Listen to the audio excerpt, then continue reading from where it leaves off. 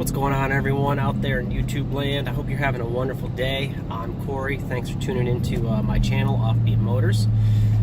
Today I'd like to discuss a little something I have written here on this list. Yeah, I wrote it down because I didn't want to get any of the information wrong and misspeak or anything like that. So I have some stuff written down here that I'd like to go over.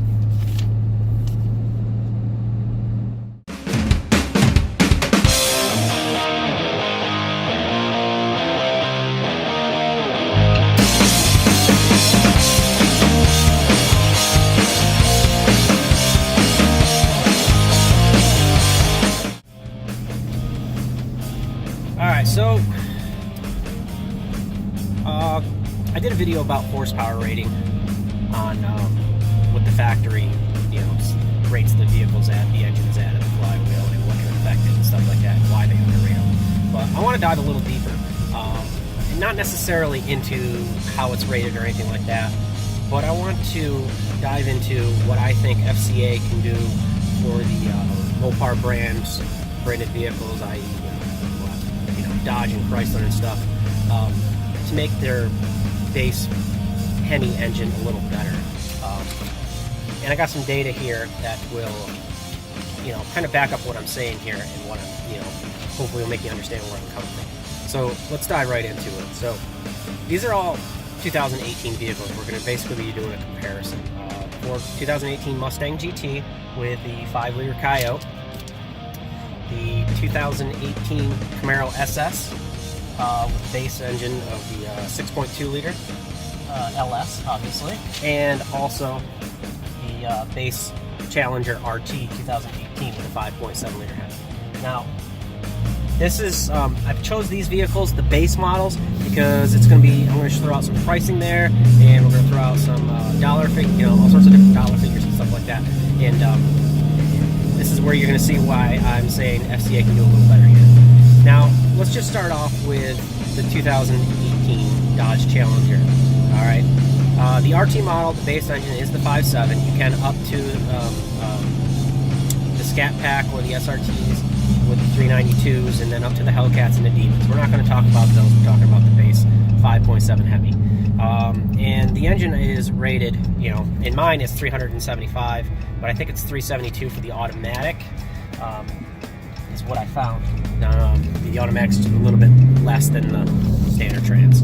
So we're just going to say 375 because that's pretty much what everyone says anyways. So it's rated at 375 horsepower, and right around 400 to 410 foot-pounds of torque, depending upon, automatic or standard.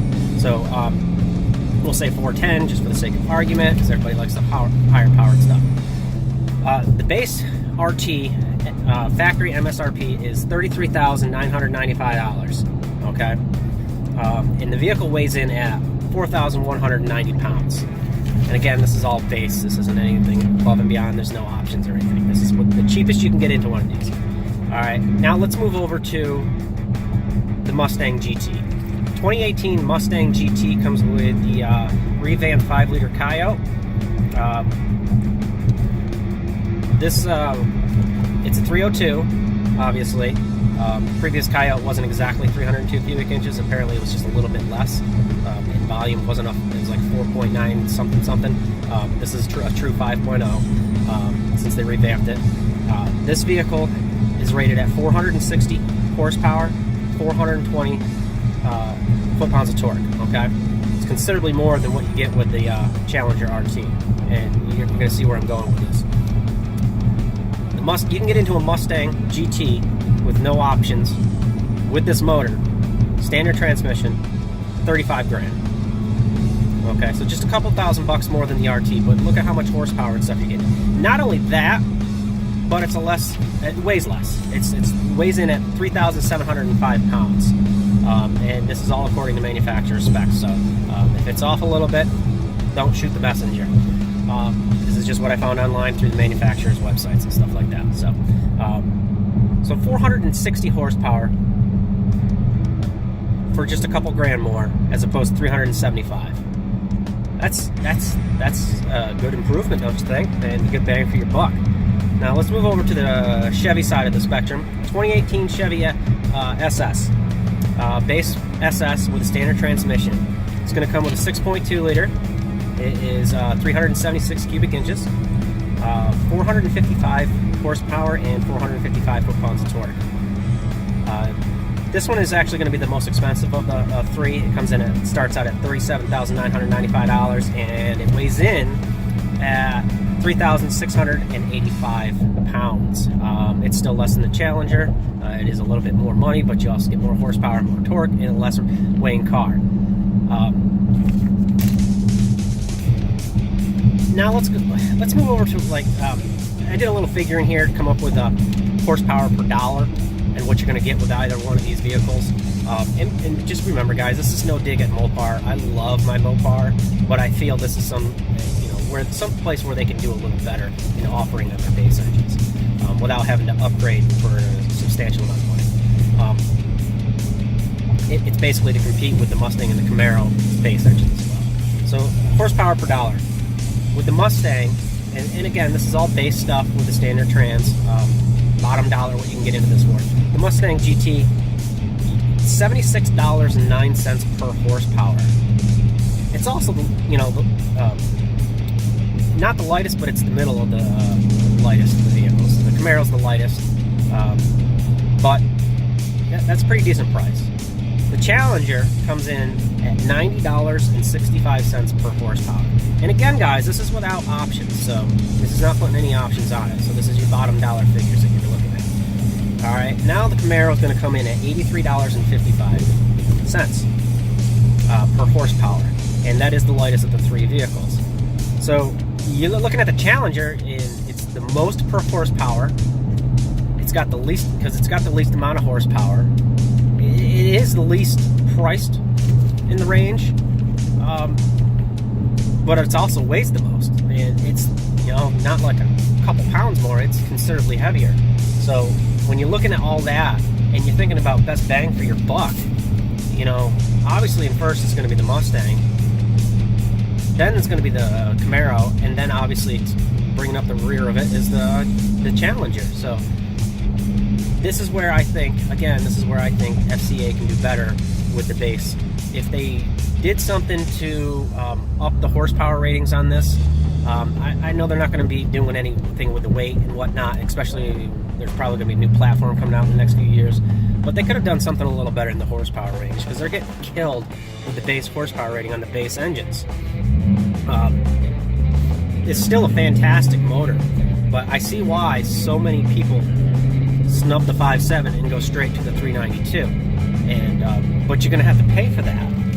And look at what you get when you start getting into that price range with the Camaro and the Mustang. You get a lot more options and stuff like that for the money. So it still brings up the rear in value-wise in accordance to what you're getting. Again, no dig at my Challenger or Mopar at all. It's just, it's kind of something I was thinking about.